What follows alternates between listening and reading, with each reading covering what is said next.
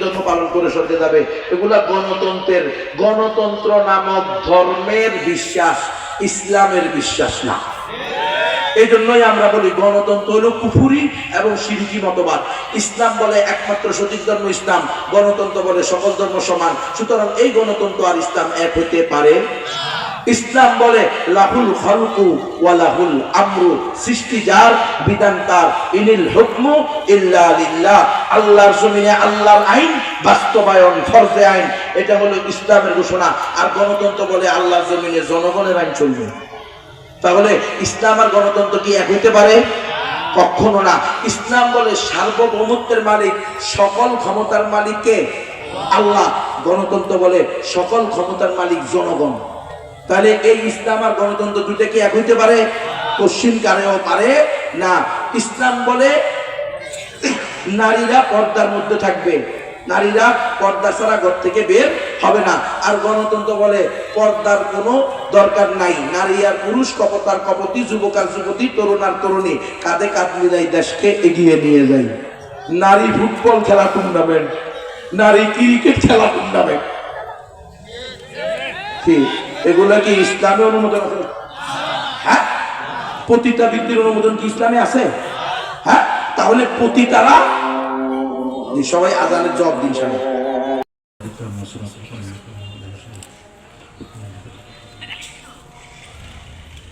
তাহলে ইসলাম আর গণতন্ত্র দুটো কি এক?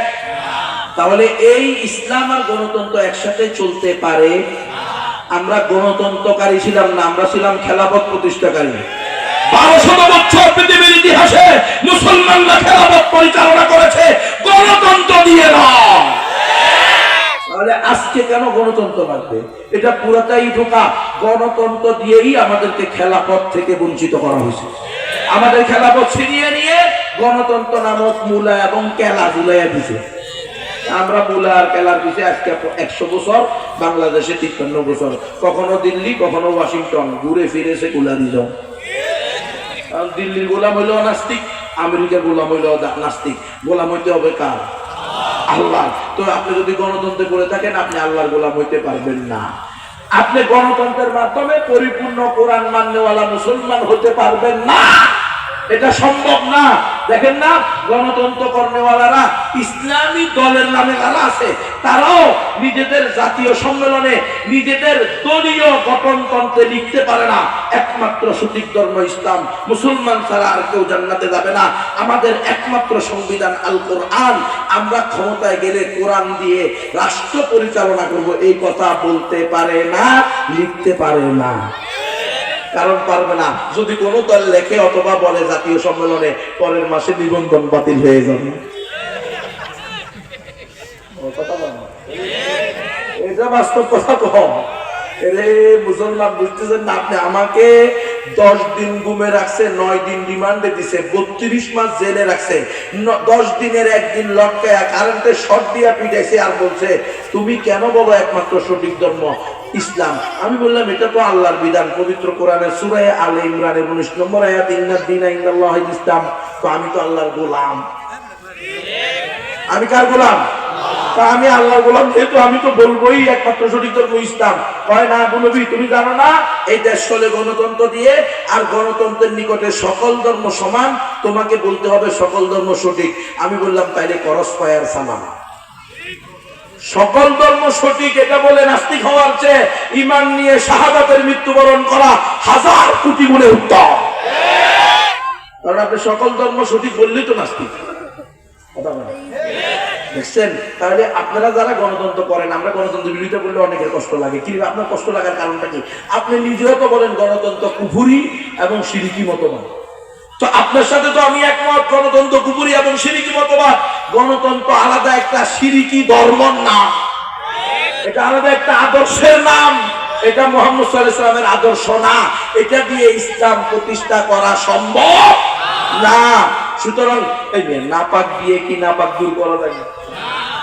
গণতন্ত্র হলো শিরক আর কুফরের আখড়া। এরা বলে সকল ধর্ম, সকল বর্ণ, সকল আদর্শ, সকল মতবাদ রেসপেক্ট যোগ্য, সম্মান পাওয়ার যোগ্য। আপনি নাস্তিকবাদকেও সম্মান করতে হবে। আপনি সমকামিতাকেও সম্মান করতে হবে, আপনি প্রতিটা ভিত্তিকেও সম্মান করতে হবে। এজন্য প্রতিটারা ঢাকা শহরে কি করে সাংবাদিক সম্মেলন করে আমাদেরকে রাষ্ট্রীয়ভাবে স্বীকৃতি দিতে হবে, কারণ এটা গণতন্ত্র, ধর্ম তাকে কি দিছে, অধিকার দিছে। যদি ইসলাম থাকতো একটারে দৈরা রজম করতো, সারা দেশে আর প্রতিটা খুঁজে পাওয়া যাইতো না, ঠিক নয় কি? কিন্তু আজকে কি হইতেছে, একের পর এক দর্শন পাঠতেছে, জানা পাঠতেছে। আজ পর্যন্ত দেখেন জামাত ইসলাম, বিএনপি এরাও ক্ষমতায় গেছে, কোন কোন কওমি আলেমরাও কি হয়েছে, এমপি হয়েছে, হয় নাই মাঝে মধ্যে। কিন্তু কেউ কি পতিতালয়ের লাইসেন্স বাতিল করতে পারছে? কেউ কি সমকামিতাকে নিষিদ্ধ করতে পারছে? কেউ কি সুদের লাইসেন্স বাতিল করতে পারছে? কেউ কি মদের লাইসেন্স বাতিল করতে পারছে? কেউ কি কাদিয়ানীদেরকে কাফের ঘোষণা করছে? তো বুঝেন না, আমি বলতে চাই এই গণতন্ত্র দিয়ে যদি 100% আলেমদের দল ক্ষমতায় আসে, সাধারণ মুসলিম পার্টি না, আলেমদের দল, সব আলেম, তবুও গণতান্ত্রিক পদ্ধতিতে ক্ষমতাটা আসলে ইসলাম প্রতিষ্ঠা সম্ভব না। আপনি বলবেন কেমনে? আমি বলবো এমনি। ধরেন সিদ্ধান্ত নিলেন এই হুজুরে বড় হুজুর বানাইয়া আমরা সবাই মিলে কি করলাম, একমত হয়ে গেলাম যে আমরা এখন থেকে সবাই জামাত ইসলাম, বিএনপি, জামাত, জাসদ, বাসদ, আওয়ামী লীগ সবাই বললো যে ঠিক আছে আমরা গণতান্ত্রিক পদ্ধতিতে ইসলামকে কি করব, এই দেশের একমাত্র রাষ্ট্রীয় সংবিধানে নিয়ে যাব কোরআনকে। তো আমরা এক পদ্ধতিতে হবে কি, গণতন্ত্র। তো কি করলেন, সবাই মিলে ভোট দিলেন, 300 আসন, 350 আসন, সবগুলো হাফেজ, আলেম, মুফতি, মুহাদ্দিস, হেফাজতের বড় বড় নেতারা, মুরব্বীরা, আমাদের দেশের সব আলেমরা। এরপরে হুজুরের স্পিকার বানাইলেন। হুজুর বলল, মাননীয় সংসদ সদস্যগণ, আগামীকাল থেকে আমরা চোরে চুরি করলে হাত কাটবো কিনা, যেহেতু কোরআনে আছে আস-সারিকু ওয়াস-সারিকাতু ফাকতাউ আইদিয়াহুমা, চোর এবং চুরুনি ধরা খেলে হাত কেটে দাও। সিদ্ধান্ত কার? আল্লাহ। এখন আমরা কাটবো কি কাটবো না? আপনারা 350 জন সবাই আলেম, মুফতি, মুহাদ্দিস, বড় বড় ওয়াইজ, বড় বড় সেলিব্রিটি সবাই বললেন অবশ্যই। উনি বললো যে হাজাযুক্ত হয়েছে, হাজাযুক্ত হয়েছে, হাজাযুক্ত হয়েছে, আগামীকাল থেকে আমরা কি করবো, চোরে চুরি করলে, চুরুনি চুরি করলে হাত কেটে দিব। কি বলেন, ইসলাম প্রতিষ্ঠা হবে? স্পিকার সহ 350 জন সদস্য সবাই মুফতা, সবগুলো ইসলাম থেকে যায়। আল্লাহর ফরজ করা বিধানে অনুমতি দেওয়ার আর নেওয়ার অধিকার আছে, এটা বুঝেছি। আল্লাহ তাআলার স্পষ্ট ঘোষণা, মা কানা লিল মুমিনিন ওয়ালা মুমিনাতিন ইযা কাদাল্লাহু ওয়া রাসূলুহু আমরান আন ইয়াকুনা লাহুমুল খিয়ারাতু মিন আমরিহিম। আল্লাহ রাসূল যেই বিধান ব্যাপারে সিদ্ধান্ত দিয়েছে, সেই বিধানে কোনো মুমিন মুমিনার অনুমতি চাওয়ার আর দেওয়ার অনুমতি নাই। তুমি কে? আপনারা বুঝেন না মনে, মানে আমি আপনাদেরকে বললাম আজকে ঈশার নামাজ আমরা পড়বো কি পড়বো না, যেহেতু এত বড় ইসলামী সম্মেলন, ওয়াজ মাহফিল, নামাজের দরকার কি? নামাজ বাদ করে দিয়েছে। নাউযুবিল্লাহি মিন যালিক। এই পরামর্শ করা যাবে? হ্যাঁ, পরামর্শ করা যাবে। নামাজ পড়তে হবে 10 মিনিট আগে পড়বো না 10 মিনিট পরে পড়বো, না যথা সময়ে পড়বো, এটা পরামর্শ করার সুযোগ আছে। বাবা রে, কত বড় দাজ্জাল! আমরা ক্ষমতায় গেলে নারীদেরকে বোরকা পড়তে বাধ্য করবো না, যার মন চায় বোরকা পড়বে, যার মন চায় ল্যাংটা করবে। এটার নামই তো নাস্তিকতা। নারী পুরুষে ভেদাভেদ নাই, ধর্মে ধর্মে ভেদাভেদ নাই, এটার নামই তো ঈমান নাই। যার ঈমান আছে সে কোনোদিন বলতে পারে না ভেদাভেদ নেই। নারী আর পুরুষে ভেদাভেদ আছে না নাই? এজন্য আমার ঘোষণা, গণতন্ত্র দিয়ে ইসলাম প্রতিষ্ঠা সম্ভব না, সুইয়ের ছিদ্র দিয়া ওট ঢুকলেও ঢুকতে পারে। হুজুর যেহেতু আল্লাহর ওলি, কেরামতি দেখাইলেও দেখাইতে পারে। যেহেতু আহলুস সুন্নাহ ওয়াল জামাতের আকীদা কেরামাতুল আউলিয়া হাক্কুন, আউলিয়ায়ে কেরামের কেরামতি এটা সত্য। হুজুর যেহেতু আল্লাহর ওলি, সুইয়ের ছিদ্র দিয়া ওট ঢুকাইয়া দেখাইলেও দেখাইতে পারে, এটা শুনলে বিশ্বাস করতে পারেন। যেহেতু বিশ্ব জলবায়ু পরিবর্তনের জামানা চলতেছে, হিমালয় পর্বত করটিয়া চলে আসলেও আসতে পারে। কিন্তু শোনেন মুসলমান, গণতন্ত্র দিয়ে এতটুকু ইসলাম প্রতিষ্ঠা সম্ভব না, পশ্চিমকালেও আসবে না। আল্লাহ তাআলা আমাদেরকে বুঝার তৌফিক দান করেন। এই গণতন্ত্রওয়ালারা বলছে সকল ধর্ম সঠিক, যার কারণে আজকে হিন্দু, বৌদ্ধ, খ্রিস্টান, অমুসলিমরা বলে ভাই যার যার ধর্ম নিয়ে এসেছে তার সকল ধর্ম বালা। আমরা একটু আগে এক নমুসলিমের বাপকে দাওয়াত দিতে গিয়েছি সদরে, তো তার বাপ বলতেছে, আপনাদেরকে পরিচয় দিচ্ছি না আর কি, তার বাপ বলতেছে ওই নমুসলিমের বাবা অমুসলিম হিন্দু, আপনারা দোয়া করবেন আল্লাহ যেন ওই দাদাকে হেদায়েত দান করে। ছেলের খুব কষ্ট। বাবা যদি মুসলমান হয়ে যেত, আল্লাহ বাবাকে হেদায়েত দিয়ে দিত, আমাদেরও চাওয়া, ঠিক নয় কি? ছেলে মুসলমান হয়েছে, বাপ মাও মুসলমান হয়ে যাক, আল্লাহ তৌফিক দান করেন। তো উনি বলতেছে, দেখেন আমি কোনোদিন কোনো ধর্মকে আমি উঁচু নিচু করি নাই, আমি সব ধর্মকে সমান রাখছি। তো আসলে কি সব ধর্ম সমান নাকি? আল্লাহ কয়জন? একজন। ধর্ম হবে একটা, ইন্নাদ্দীনা ইনদাল্লাহ, অন্য কোনোটা ধর্মই না। এজন্য আমরা নিজেরা পরিপূর্ণ ইসলামকে প্র্যাকটিস করার চেষ্টা করব, সাথে সাথে অমুসলিমকে দাওয়াত দিব। এখন আমার মাইকের আওয়াজ যে সকল দাদা দিদিরা শুনছেন, ওনারা তো বলতে পারেন, হুজুর আপনি যা বলছেন এগুলো কোরআন থেকে বলছেন, হাদিস থেকে বলছেন।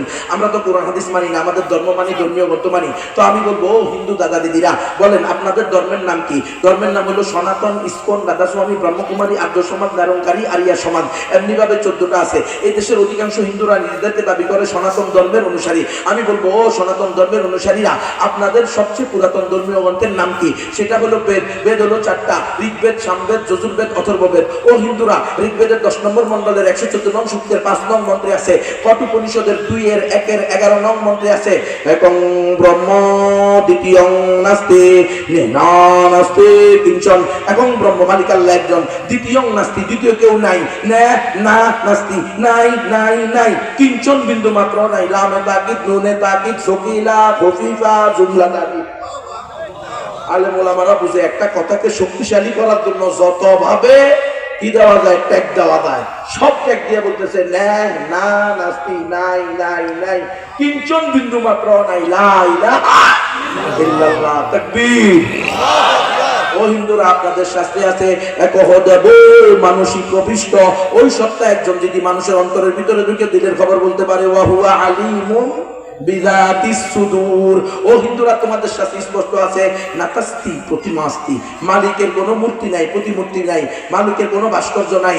কুল হুয়াল্লাহু আহাদ, তিনি হলেন ওয়ালাম ইয়াকুল লাহু কুফুয়ান আহাদ। ও হিন্দুরা, তোমরা বলো একম ইয়ম আদিত্যম, মালিক আল্লাহ এক এবং অদ্বিতীয়। কুল হুয়াল্লাহু আহাদ, লিল্লাহি তাকবীর। ও হিন্দুরা, আপনাদের শাস্ত্রে স্পষ্ট আছে, লা ইলাহা হত্যি পাপম ইলাহা পরম পাদম জন্ম বৈকুণ্ঠ অপরিণতি তর্জপি নাম মুহাম্মাদু লা ইলাহা হত্যি পাপম। যদি তুমি লা ইলাহা ইল্লাল্লাহ বলো, তাহলে তোমার সমস্ত পাপ মুছে যাবে। কারণ রাসূল আরবি বলছেন, আল ইসলামু ইয়াহদিমু মা কানা ক্বাবলা, ইসলাম পূর্বের সমস্ত গুনাহকে ধ্বংস করে দেয়। আজকে যদি 100 বছরের কাট্টা মুশরিক হিন্দু এখন কালিমা পড়ে, আশহাদু আল্লা ইলাহা ইল্লাল্লাহ ওয়া আশহাদু আন্না মুহাম্মাদান আবদুহু ওয়া রাসূলুহু, তাহলে তার আজকে থেকে তার পিছনের 100 বছরের শিরকি এবং কুফরি গুনাহ, এগুলো সব আল্লাহ 1 মিনিটে কি করে দিবেন? শেষ করে দিবেন। তাহলে তার সুবহানাল্লাহ, তার 100 বছরের গুনাহ শেষ। যদি সে ঈমান আনে, মুসলমান হয়, কালিমা পড়ে, লা ইলাহা হত্যি পাপম ইল ইলাহা পরম পাদম, প্রকৃত আশ্রয় হলো এক ইলাহের আশ্রয়, জন্ম বৈকুণ্ঠ অপরিণতি। যদি তুমি চাও যে মৃত্যুর পরে বৈকুণ্ঠ নামক স্বর্গে যাইবা, অর্থাৎ জান্নাতুল ফিরদাউস যাইবা, তো জপি নাম মুহাম্মদ, তাহলে মুহাম্মদ সাল্লাল্লাহু আলাইহি ওয়াসাল্লামের নাম জপো, বলো লা ইলাহা ইল্লাল্লাহ মুহাম্মাদুর রাসূলুল্লাহ। ও হিন্দুরা, তোমাদের অথর্ববেদে স্পষ্ট আছে, হুতরমিন্দ্র মহাশরিন্দ্র ভূ আল্লাহ রাসূল জ্যেষ্ঠং শ্রেষ্ঠং পরমং পূর্ণং ব্রহ্মণং আল্লাহ আল্লাহ, আল্লাহ রাসূল মুহাম্মদ রকেন ভরস্য আল্লাহ আল্লাহ। সকল ইন্দ্রের মহা ইন্দ্র এক আল্লাহ, মুহাম্মদ সাল্লাল্লাহু আলাইহি ওয়াসাল্লাম হলেন পরম বরণীয় এবং অনুসরণীয়। বলো আশহাদু আল্লা ইলাহা ইল্লাল্লাহ ওয়া আশহাদু আন্না মুহাম্মাদান আবদুহু ওয়া রাসূলুহু। ও হিন্দুরা, তোমাদের শাস্ত্রে স্পষ্ট আছে, অন্তিম অবতার, অন্তিম ঋষি, কলিযুগের অবতার, দশম অবতার, শেষ রাসূল, শেষ বুদ্ধ। কাল হলো 4টা, সত্য, তেতা, দাপর, কালী, কলি। কলিযুগে যে অবতার আসবে, তাকে তোমাদের বেদে, পুরাণে, রামায়ণে, গীতায়, মহাভারতে কি বলা হয়? তোমাদের সবচেয়ে প্রামাণিক ধর্মীয় গ্রন্থ হলো পুরাণ। পুরাণে স্পষ্ট আছে, অন্তিম অবতার, অন্তিম ঋষি, কলিযুগের অবতার, দশম অবতার, শেষ রাসূল, শেষ বুদ্ধ। শেষ নবী হবেন ওই ব্যক্তি যিনি সম্বল নামক স্থানে আসবেন। সম্বল মানি নিরাপদ নগরী, আরবি হলো ওয়াহাদাল বালাদুল আমিন, পবিত্র মক্কা মুআজ্জমার আরেকটা নাম। তার মায়ের নাম হবে সৌম্য বা সুমতি, নিরাপদ বা শান্ত, আরবি হলো আমেনা। তার পিতার নাম হবে বিষ্ণু, যশ, ভগবান বা আল্লাহর গোলাম, যার আরবি হলো আব্দুল্লাহ। ও হিন্দুরা, অন্তিম অবতার, অন্তিম ঋষি, কলিযুগের অবতার, দশম অবতার, শেষ রাসূল, শেষ বুদ্ধ, শেষ নবী হবেন ওই ব্যক্তি যার নাম হবে নরা সং সং। অথর্ববেদের পৃষ্ঠায় পৃষ্ঠা উল্টাও, দেখো নরা সং সং, অর্থাৎ প্রশংসিত, যার নাম হলো মুহাম্মদ সাল্লাল্লাহু আলাইহি ওয়াসাল্লাম, লিল্লাহি তাকবীর। সুতরাং হে হিন্দুরা, আজকে যদি তোমরা প্রকৃত বৈদিক ধর্মীয় হইতে হয়, প্রকৃত সনাতন ধর্মীয় হইতে হয়, তবুও কালিমা পড়ে মুসলমান হওয়া ছাড়া কোনো গতি। দাওয়াত দিতে তৈরি আছেন তো ইনশাআল্লাহ? এখন দাওয়াত কিভাবে দিবেন? আপনারা মন্ত্র পারেননি, বন্ধ করতে পারেন না। এই জন্য আপনাদের জন্য আমার গাড়ির মধ্যে কিতাব রাখা আছে, আপনার খিদমতে আপনার আমানত। বিশ্ববিখ্যাত দায়ী মৌলানা করিম সিদ্দিকী সাহেবের লেখা আপকি আমানত আপকি সেবা মে, এটার আমিও বাংলা করছি আলহামদুলিল্লাহ। এটার নাম হলো, আমি নাম দিয়েছি আপনার খিদমতে আপনার আমানত। লক্ষ লক্ষ অমুসলিম এই কালিমা পড়ে মুসলমান হয়েছে আলহামদুলিল্লাহ। বিশ্বের প্রায় 7 ভাষায় এটার অনুবাদ হয়েছে। তো এখানে আছে মাত্র 20 টাকা দাম। যাদের তৌফিক আছে 10টা 20টা 50টা 1টা 2টা যে যা পারেন এগুলা নিয়ে যাবেন, নিজে কমপক্ষে 3 বার করে আপনার নিকটবর্তী হিন্দুটাকে দাওয়াত দিবেন, দিয়া তাকে এই বইটা দিবেন, না ওইটা তোমার আমানত, তুমি আমার কাছে পাইবা। কাল কিয়ামতের মাঠে তোমার দাওয়াত না দিলে তুমি আল্লাহর কাছে বলবা, আল্লাহ একসাথে বসে আমি আর মাহমুদ হাসান গুলবি একসাথে চা খাইতাম, কিন্তু কোনোদিন আমারে দাওয়াত দেয় না। এই জন্য তোমার পাওনাটা আমি তোমাকে বুঝাইয়া দিলাম। কথা বুঝতেছেন? যদি আপনার 20 টাকার একটা বইয়ের মাধ্যমে একটা অমুসলিম ঈমান আনে, তো রাসূলের ঘোষণা খায়রুল লাকা মিনাদ দুনিয়া ওয়া মা ফিহা, দুনিয়া এবং দুনিয়ার মধ্যে যা কিছু আছে তার মালিক হওয়ার চেয়ে উত্তম। এখানে বই আছে ঈমান ভঙ্গের কারণ কি কি, কি কারণ ঈমান ভঙ্গে যায়। আপনি নামাজ ভঙ্গের কারণ জানেন, রোজা ভঙ্গের কারণ জানেন, রুজু ভঙ্গের কারণ জানেন, ঈমান ভঙ্গের কারণ জানেন না। এই জন্য আলেম ওলামাদেরকে গারমুট কে দিবেন বলেন, কথা বলেন। আপনি ঈমান ভঙ্গের কারণ জানেন না, এই জন্য আপনি নারী পুরুষ সমান অধিকার বলে নিজের মেয়েকে চেয়ারম্যান নি মেম্বার নি বানান। এই জন্য এই বইটা নিয়ে পড়েন। বই আছে খবরের 3 প্রশ্নের উত্তর, কারা দিতে পারবে কারা দিতে পারবে না। বই আছে ইসলাম ও গণতন্ত্র, দুইটা আলাদা আলাদা ধর্ম, কোরআন হাদিস ইজমা কিয়াস দ্বারা প্রমাণিত। যাদের তৌফিক আছে এই উলামায়ে কেরাম তালেব ইলম ভাইয়েরা, বিশেষ করে যারা গণতন্ত্র করেন, তারা এই বইটা নিয়ে পড়েন। 200 টাকা এই বইয়ের নাম, বইয়ের দাম। গণতন্ত্র, ইসলাম ও গণতন্ত্র, একদম কোরআন হাদিস দ্বারা আপনার কাছে স্পষ্ট হয়ে যাবে। চন্দ্র সূর্যের ন্যায় স্পষ্ট হয়ে যাবে, দিন আর রাতের ন্যায় স্পষ্ট হয়ে যাবে। গণতন্ত্র পশ্চিমকালেও ইসলাম প্রতিষ্ঠা হতে পারে না, ইসলাম প্রতিষ্ঠার মাধ্যম হতে পারে না।